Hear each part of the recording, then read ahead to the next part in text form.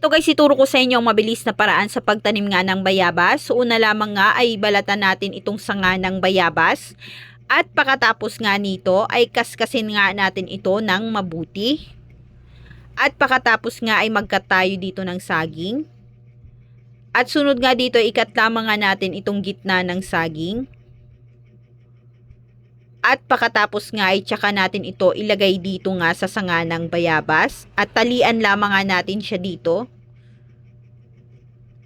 At sunod nga dito ay maglagay tayo ng cup.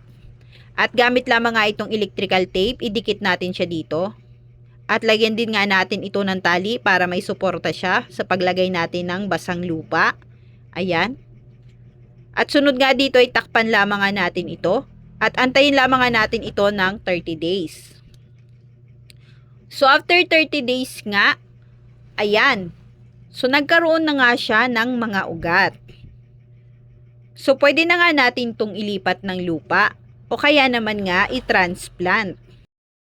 After 1 year nga, ito na nga ang kanyang mga bunga.